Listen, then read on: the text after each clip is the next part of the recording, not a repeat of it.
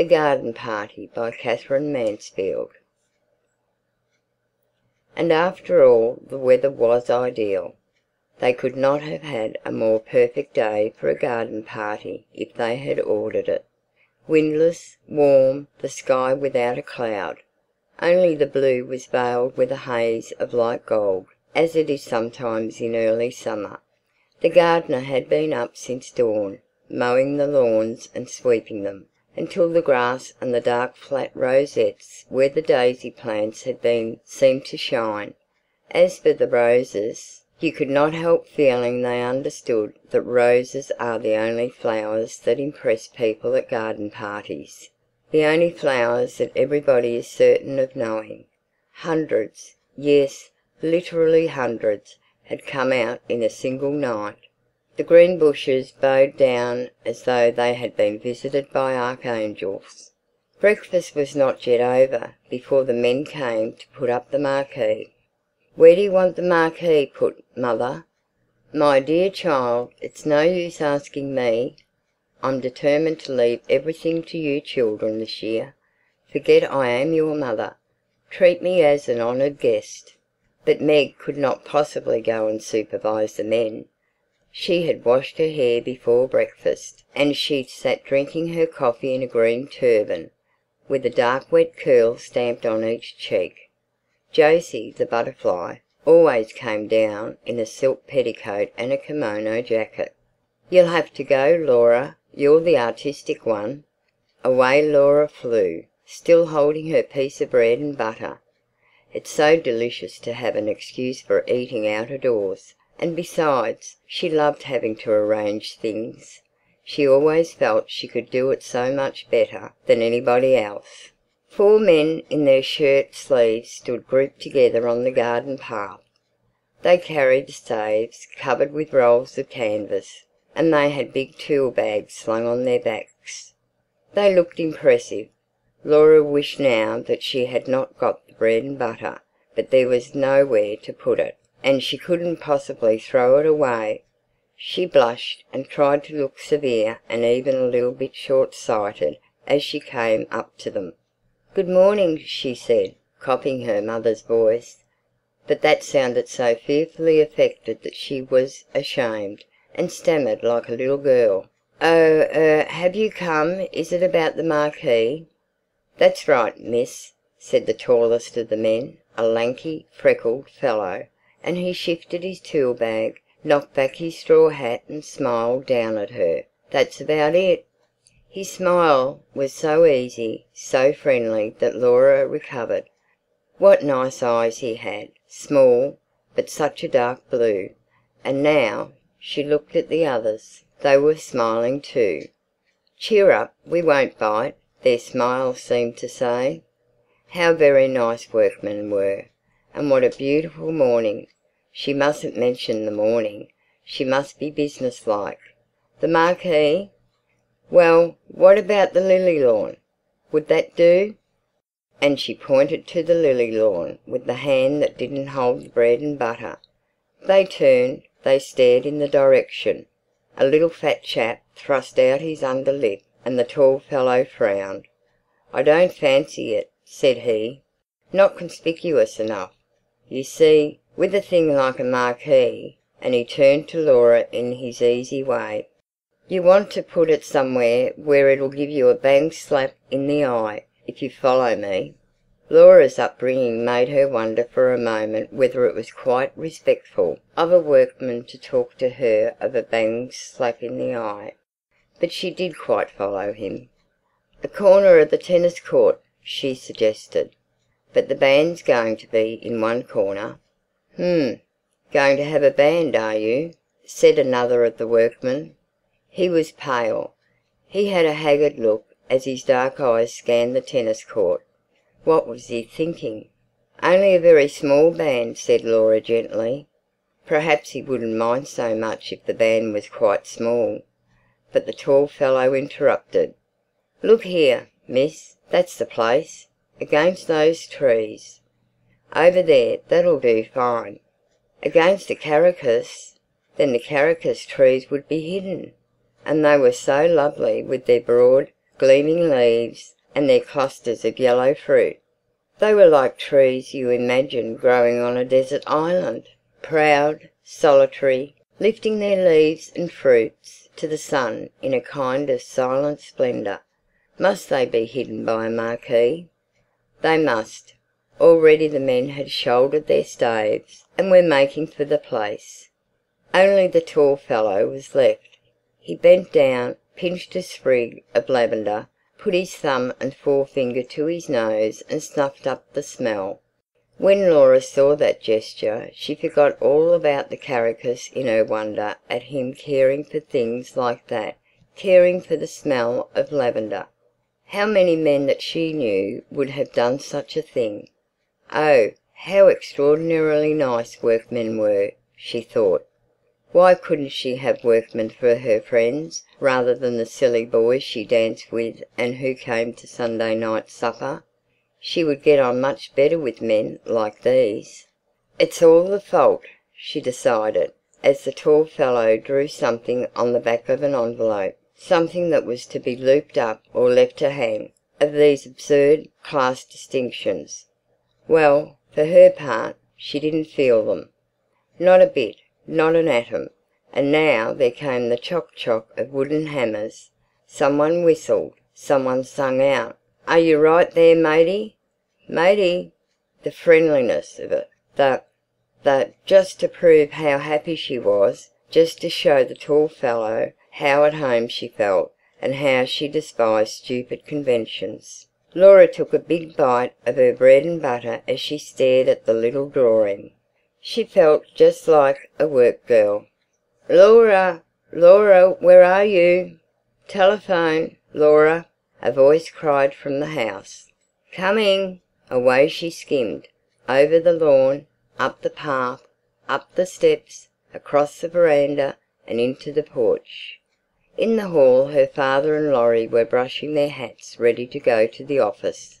"I say, Laura," said Laurie very fast, "you might just give a squiz at my coat before this afternoon.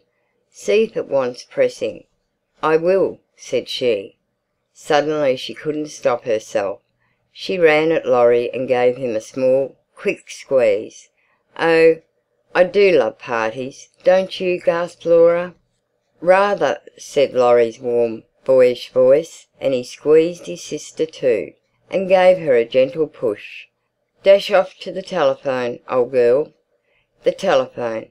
Yes, yes, oh yes. Kitty. "Good morning, dear. Come to lunch?" "Do, dear." "Delighted, of course. It will only be a very scratch meal, just the sandwich crusts and broken meringue shells and what's left over." "Yes, isn't it a perfect morning?" "You're white?" "Oh, I certainly should. One moment, hold the line. Mother's calling." And Laura sat back. "What, mother?" "Can't hear." Mrs. Sheridan's voice floated down the stairs. "Tell her to wear that sweet hat she had on last Sunday." "Mother says you're to wear that sweet hat you had on last Sunday." "Good. 1 o'clock. Bye-bye." Laura put back the receiver, flung her arms over her head, took a deep breath, stretched and let them fall.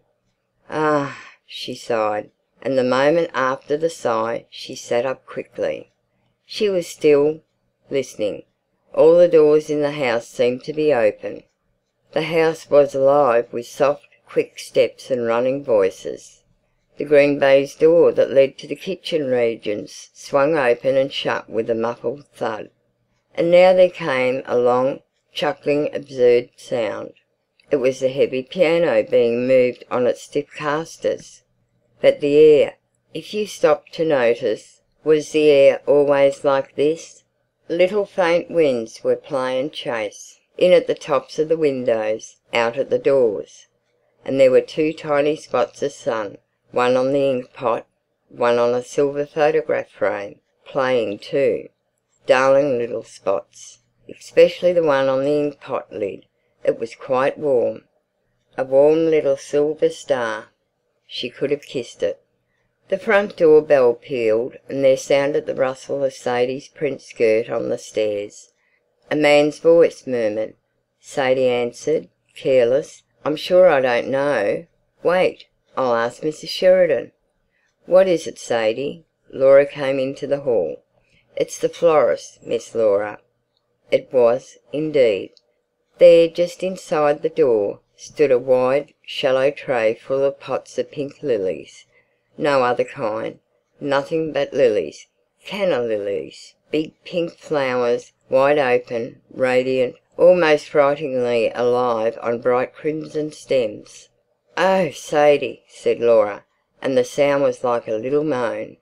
She crouched down as if to warm herself at the blaze of lilies. She felt they were in her fingers, on her lips, growing in her breast. "It's some mistake," she said faintly. "Nobody ever ordered so many. Sadie, go and find mother." But at that moment Mrs. Sheridan joined them.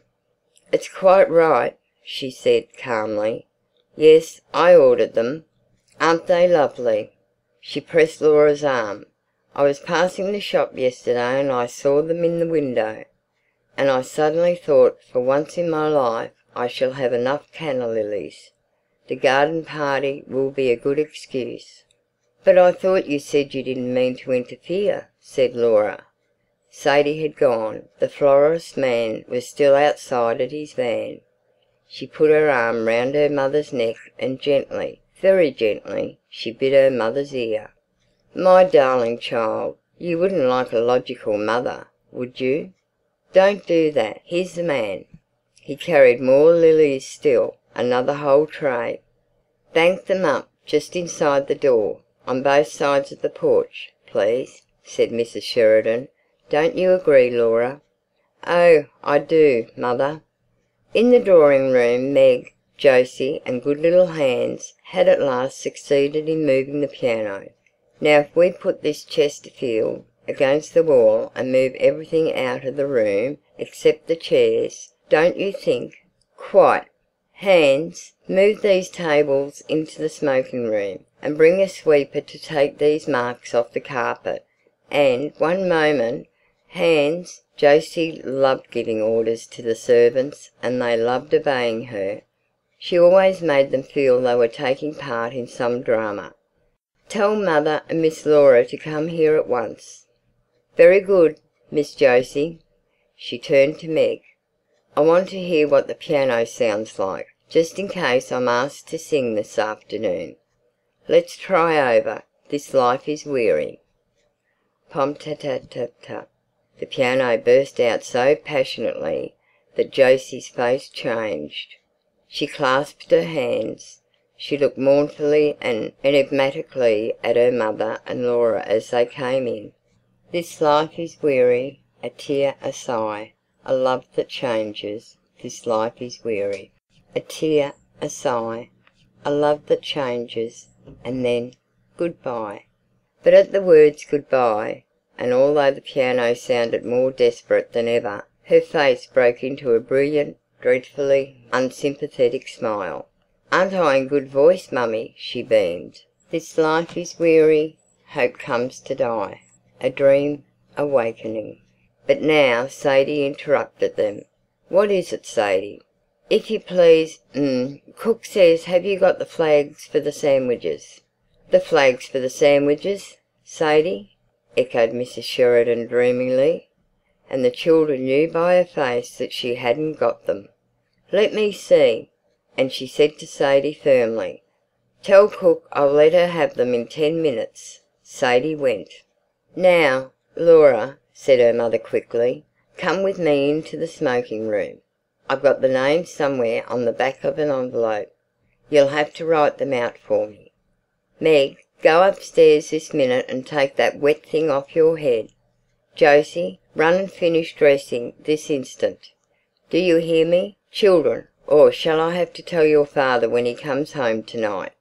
And, Jose, pacify cook if you do go into the kitchen, will you? I'm terrified of her this morning." The envelope was found at last behind the dining-room clock, though how it had got there Mrs. Sheridan could not imagine.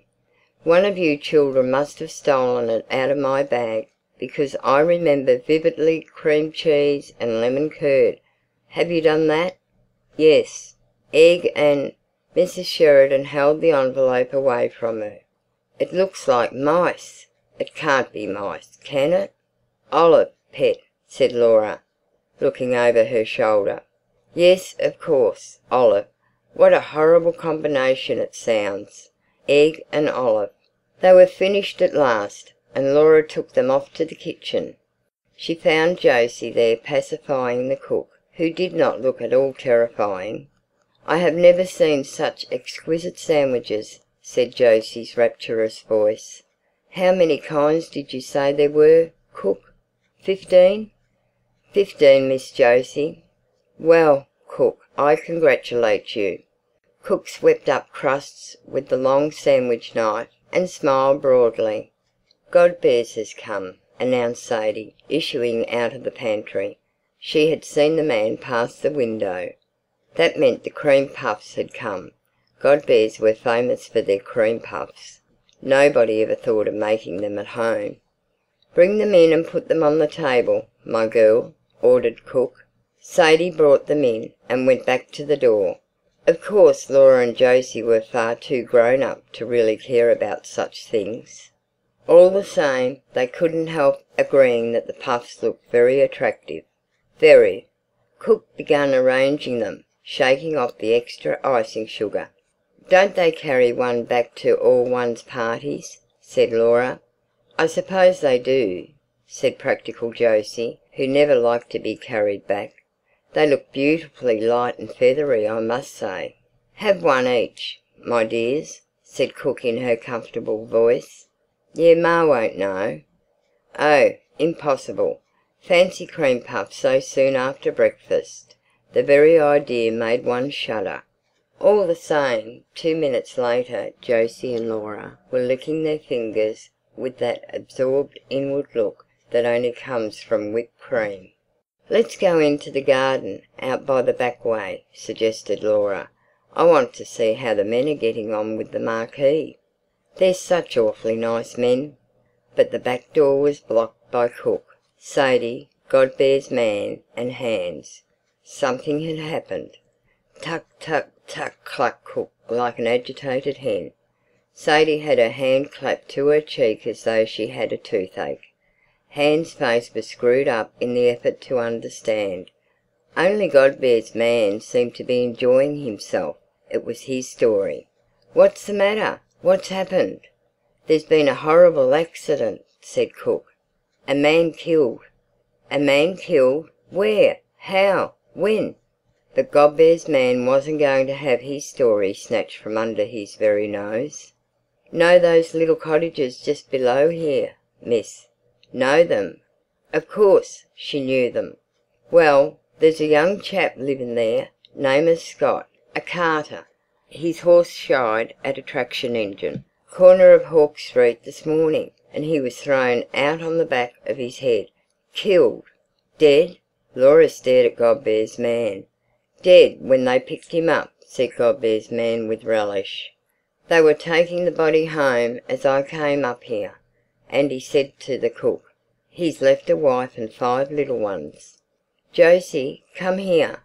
Laura caught hold of her sister's sleeve and dragged her through the kitchen to the other side of the green baize door. There she paused and leaned against it.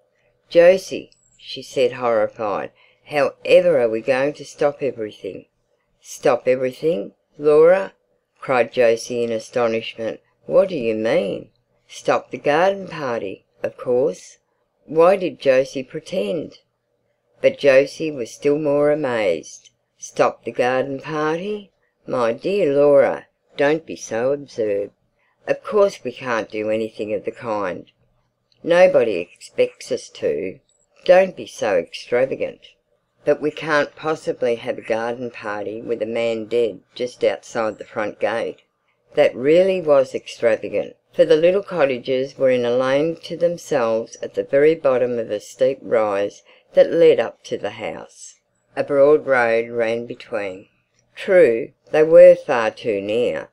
They were the greatest possible eyesore, and they had no right to be in that neighbourhood at all. They were little mean dwellings painted a chocolate brown. In the garden patches there was nothing but cabbage stalks, sick hens and tomato cans. The very smoke coming out of the chimneys was poverty-stricken. Little rags and shreds of smoke, so unlike the great silvery plumes that uncurled from the Sheridans' chimneys. Washerwomen lived in the lane, and sweeps and a cobbler, and a man whose house front was studded all over with minute bird cages. Children swarmed. When the Sheridans were little they were forbidden to set foot there because of the revolting language and of what they might catch. But since they were grown up, Laura and Laurie on their prowls sometimes walked through. It was disgusting and sordid. They came out with a shudder, but still one must go everywhere. One must see everything. So through they went. "And just think of what the band would sound like to that poor woman," said Laura. "Oh, Laura," Josie began to be seriously annoyed.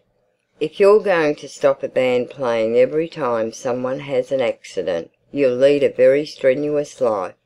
I'm every bit as sorry about it as you. I feel just as sympathetic." Her eyes hardened. She looked at her sister just as she used to when they were little and fighting together. "You won't bring a drunken workman back to life by being sentimental," she said softly. "Drunk? Who said he was drunk?" Laura turned furiously on Josie. She said, just as they used to say on those occasions, "I'm going straight up to tell Mother." "Do, dear," cooed Josie. "Mother, can I come into your room?" Laura turned the big glass door knob. "Of course, child. Why, what's the matter? What's given you such a colour?" And Mrs. Sheridan turned round from her dressing-table. She was trying on a new hat. "Mother, a man's been killed," began Laura. "Not in the garden," interrupted her mother. "No, no." "Oh, what a fright you gave me!" Mrs. Sheridan sighed with relief and took off the big hat and held it on her knees. "But listen, Mother," said Laura, breathless, half choking. She told the dreadful story. "Of course, we can't have our party, can we?" she pleaded. "The band and everybody arriving. They'd hear us, Mother. They're nearly neighbours." To Laura's astonishment her mother behaved just like Josie. It was harder to bear because she seemed amused. She refused to take Laura seriously.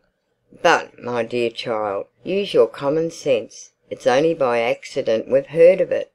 If someone had died there normally, and I can't understand how they keep alive in those poky little holes, we should still be having our party, shouldn't we?" Laura had to say yes to that, but she felt it was all wrong. She sat down on her mother's sofa and pinched the cushion frill. "Mother, isn't it terribly heartless of us?" she asked. "Darling," Mrs. Sheridan got up and came over to her, carrying the hat. Before Laura could stop her, she had popped it on. "My child," said her mother, "the hat is yours. It's made for you. It's much too young for me. I have never seen you look such a picture. Look at yourself." And she held up her hand mirror. "But Mother," Laura began again. She couldn't look at herself. She turned aside. This time Mrs. Sheridan lost patience just as Josie had done. "You are being very absurd, Laura," she said coldly. "People like that don't expect sacrifices from us. And it's not very sympathetic to spoil everybody's enjoyment as you're doing now." "I don't understand," said Laura, and she walked quickly out of the room into her own bedroom. There, quite by chance, the first thing she saw was this charming girl in the mirror, in her black hat trimmed with gold daisies, and a long black velvet ribbon. Never had she imagined she could look like that. "Is Mother right?" she thought. And now she hoped her mother was right. "Am I being extravagant?" Perhaps it was extravagant. Just for a moment she had another glimpse of that poor woman and those little children, and the body being carried into the house. But it all seemed blurred, unreal, like a picture in the newspaper. "I'll remember it again after the party's over," she decided, and somehow that seemed quite the best plan. Lunch was over by 1:30. By 2:30 they were all ready for the fray. The green-coated band had arrived and was established in a corner of the tennis court. "My dear," trilled Kitty Maitland, "aren't they too like frogs for words?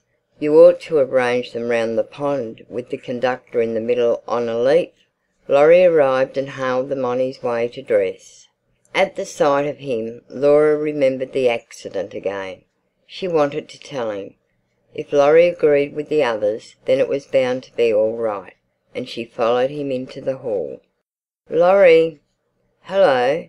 He was halfway up the stairs, but when he turned round and saw Laura, he suddenly puffed out his cheeks and goggled his eyes at her. "My word, Laura, you do look stunning," said Laurie. "What an absolutely topping hat!" Laura said faintly, "Is it?" and smiled up at Laurie, and didn't tell him after all.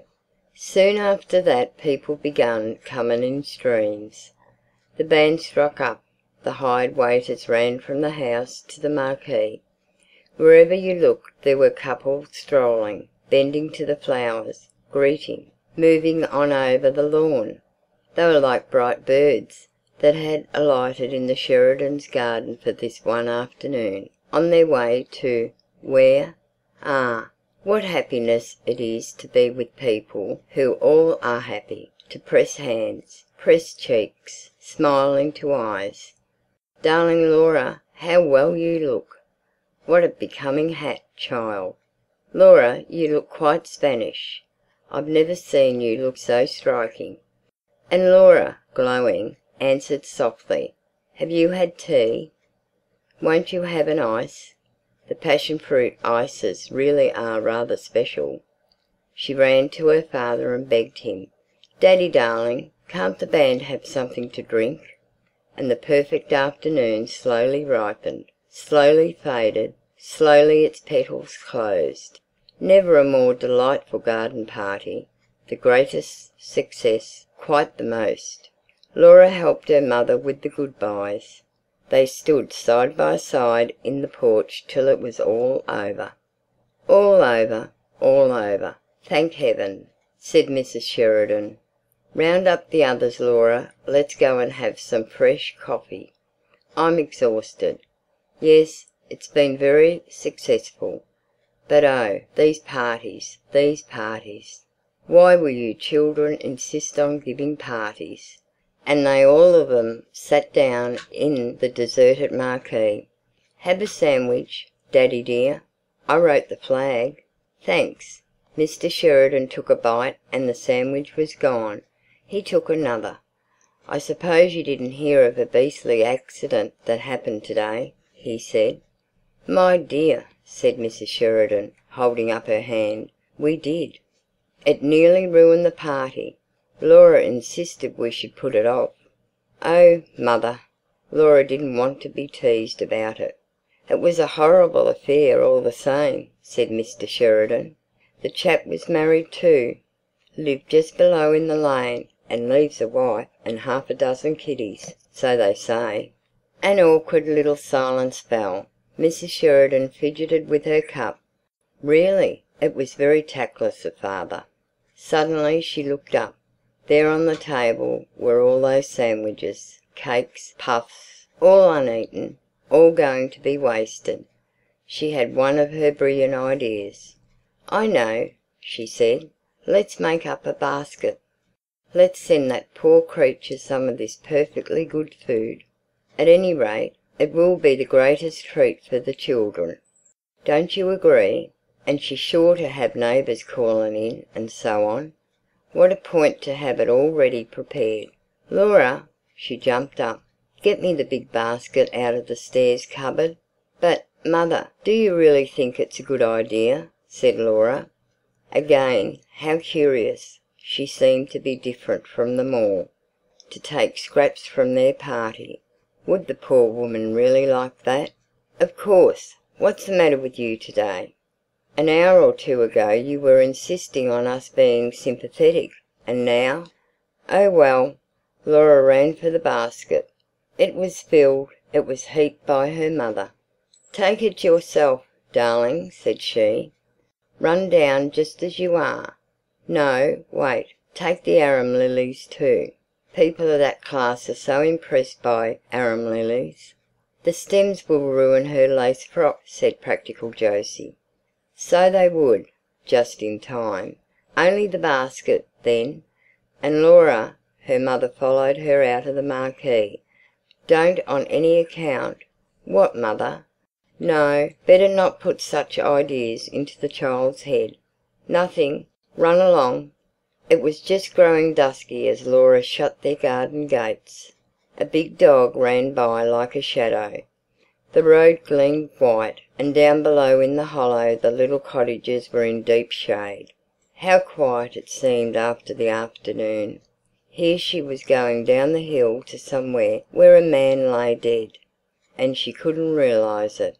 Why couldn't she? She stopped a minute, and it seemed to her that kisses, voices, tinkling spoons, laughter, the smell of crushed grass were somehow inside her. She had no room for anything else. How strange! She looked up at the pale sky, and all she thought was, yes, it was the most successful party.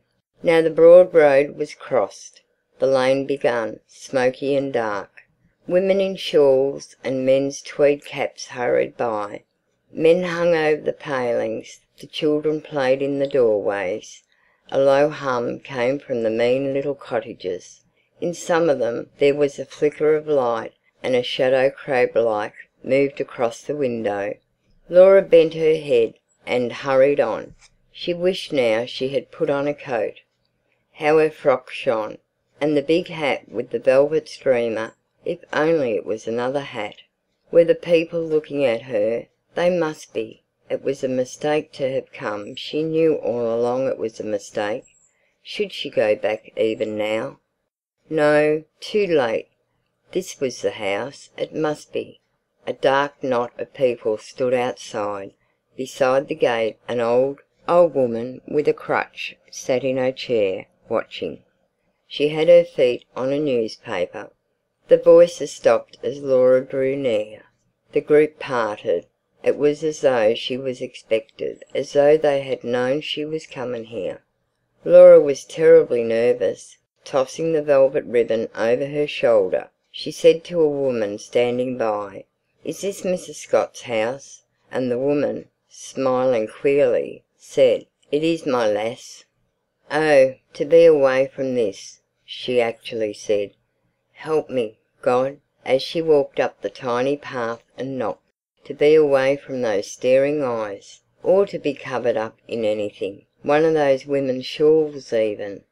"I'll just leave the basket and go," she decided. "I shan't even wait for it to be emptied." Then the door opened. A little woman in black showed her in the gloom. Laura said, "Are you Mrs. Scott?" But to her horror the woman answered, "Walk in, please, miss," and she was shut in the passage. "No," said Laura, "I don't want to come in. I only want to leave this basket Mother sent." The little woman in the gloomy passage seemed not to have heard her. "Step this way, please, miss," she said in an oily voice, and Laura followed her. She found herself in a wretched little low kitchen, lighted by a smoky lamp. There was a woman sitting before the fire. "Em," said the little creature who had let her in. "Em, it's a young lady." She turned to Laura. She said meaningly, "I'm her sister, miss. You'll excuse her, won't you?"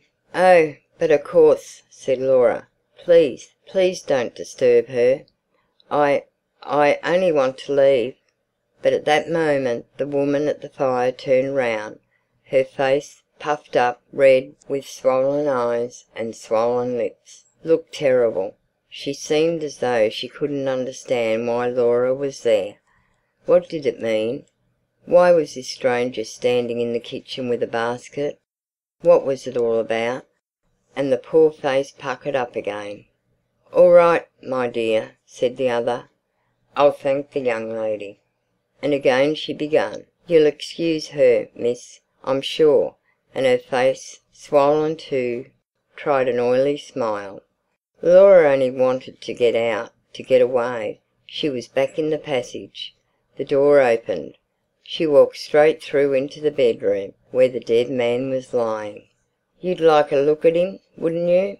said Em's sister, and she brushed past Laura over to the bed. "Don't be afraid, my lass." And now her voice sounded fond and sly, and fondly she drew down the sheet. "He looks a picture. There's nothing to show. Come along, my dear." Laura came. There lay a young man, fast asleep, sleeping so soundly, so deeply, that he was far, far away from them both. Oh, so remote, so peaceful. He was dreaming. Never wake him up again. His head was sunk in the pillow. His eyes were closed. They were blind under the closed eyelids. He was given up to his dream. What did garden parties and baskets and lace frocks matter to him? He was far from all those things. He was wonderful, beautiful. While they were laughing and while the band was playing, this marvel had come to the lane. "Happy, happy, all is well," said that sleeping face. "This is just as it should be. I am content." But all the same you had to cry, and she couldn't go out of the room without saying something to him. Laura gave a loud childish sob. "Forgive my hat," she said. And this time she didn't wait for Em's sister. She found her way out of the door, down the path, past all those dark people. At the corner of the lane she met Laurie. He stepped out of the shadow. "Is that you, Laura?" "Yes. Mother was getting anxious. Was it all right?" "Yes, quite. Oh, Laurie!" She took his arm. She pressed up against him. "I say, you're not crying, are you?" asked her brother. Laura shook her head. She was. Laurie put his arm round her shoulder. "Don't cry," he said in his warm, loving voice. "Was it awful?" "No," sobbed Laura. "It was simply marvellous." "But Laurie—" She stopped. She looked at her brother. "Isn't life—" she stammered. "Isn't life—" But what life was she couldn't explain. No matter. He quite understood. "Isn't it, darling?" said Laurie. End of story.